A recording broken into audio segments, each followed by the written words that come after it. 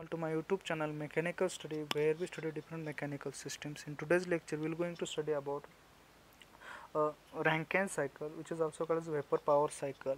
A thermal power plant it generally works on the Rankine cycle, which is consist of different devices like boiler, turbine, condenser and pump. So we will see the working of a Rankine cycle, and along with that we will see the what are the different processes that is carried out and various devices that are generally used in thermal power plant. So basically thermal power plant consists of a boiler, turbine, condenser and pump. So we will see the working of all those one by one, and we will represent all the processes that is carried out in a all those devices, and plot it on a TS diagram. Okay, so here on left side we see one diagram that is which consists of a boiler, turbine, condenser and water pump. So these are the main devices that are generally used in thermal power plant in order to carry out the processes.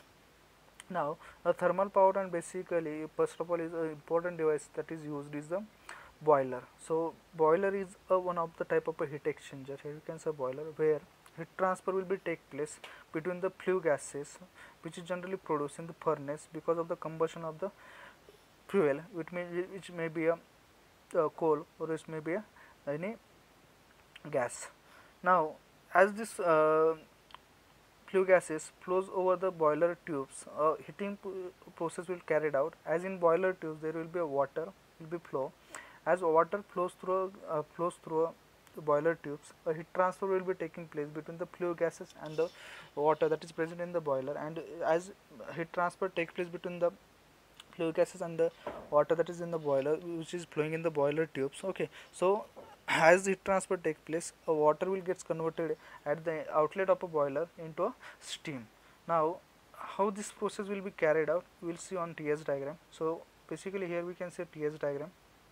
Now this will be the point 2 and this is a point number 3. Now during process 2 to 3 heat transfer process will take place, and during heat transfer process liquid will get converted into vapor. Now as you all know that this is the saturation curve. This uppermost point is called as a critical point. Then whatever the region left to us is called as liquid region. Then this region is called as liquid plus vapor region or wet region, and this is region is called as superheated region. Now whenever we heat a water, okay, so at the inlet of a turbine the water will be there, which may be at a 30-40 degrees Celsius depend upon the condition of water at the outlet of a economizer. Now as this water is, suppose I am considering entering at the 30 degrees Celsius and the operating pressure is 2 bar.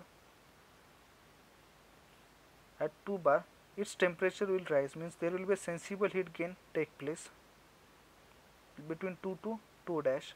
Once it reaches to a saturated liquid point, a rising temperature will be stopped and there will be a phase change process will take place from 2 to 2 double dash, where a latent heat gain will take place. Means during this process a pressure as well as temperature will remain constant. So in this region one can say that a pressure as well as temperature of a steam will remain constant. Now afterwards from 2 double prime to 3 a superheating of a steam will take place, and further rise in temperature or further sensible heat gain will take place. So this is how a process that is carried out in a boiler, where a liquid will get converted into a vapor. Okay, so at 2 the condition of a fluid will be in a liquid state. At 3 condition of a fluid will be in a superheated steam. Now then next, that is the process after once water will get converted into a steam, then this steam will be expanded over a device which is called as a turbine. So turbine basically consists of a series of rotors and stators.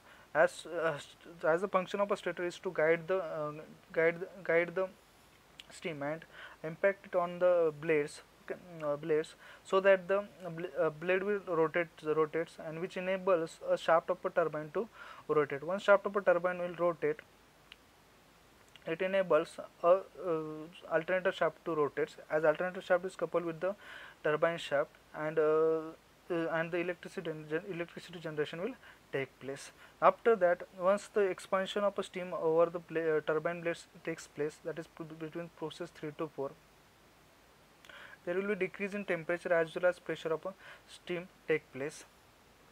So here we go on screen you can see that inlet point, that is point number 3, and outlet point, that is point number 4. Here a temperature and pressure of a steam will decreases from 3 to 4. So here basically the process that is carried out in a turbine, which is also called as a reversible adiabatic process, where which indicates us that the during the process no heat transfer will be take place between the system, between turbine and the surrounding. So this is all about the process that is carried out in the turbine, which is also called as a reversible adiabatic process, which is also called as isentropic process. Isentropic process means where the heat transfer will not take place during the process. Now further, this low pressure low temperature steam then further is passed to the condenser, where a saturated vapor will gets converted into a saturated liquid. The function of a condenser is to convert a vapor into a liquid, so that it will be supplied further to the pump, and pump will pump that liquid to the boiler again.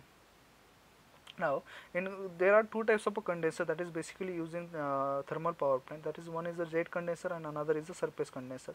So basically a jet condenser is a condenser type of a condenser where a direct mixing of a steam with the cooling medium take place, and surface condenser are those condenser where it is one of the type of direct transfer type of heat exchanger.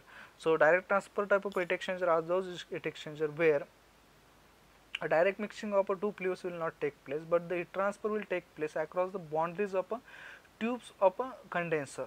So basically there will be suppose I am taking an example of a shell and tube type of heat exchanger or a shell and tube type of a condenser, where there will be a one fluid in the shell side and there will be another fluid in the tube side, and as water fluid, whatever the fluid which is having a higher temperature flows over the surface tubes, flows over the tubes, the heat transfer will take place between the fluid that is surrounding to the tubes and the fluid that is flowing through the tubes. As the heat transfer takes place, one fluid will get colder and another fluid will get water, and here basically the fluid or a steam that is will be at a higher temperature, that may have to decrease its temperature. So here basically process 4 to 1 indicates us about the condensation process. Here condensation process will be take place and there will be latent heat transfer take place in case in a condenser. Means the main function of a condenser is to just change the phase of a steam from vapor to the saturated, from saturated vapor to a saturated liquid. Now once it is converted into saturated liquid, then it will pump with the help of a water pump to the boiler, that is indicated by process 1 to 2. So here we can say once this process is carried out, during this process there will be a slight increase in pressure as well as temperature of a water will take place, and after that this water will be supplied to the economizer, and through economizer it will be supplied to the boiler tubes, and then further it may be supplied, there is superheater, then it may be supplied to a superheater, and further then it will be passed to the turbine, and this process will be carried out in the same way. So this is all about vapor power cycle, which is also called the Rankine cycle, and its working principle. So these are the different processes that is carried out. So 1 to 2 there will be pumping process.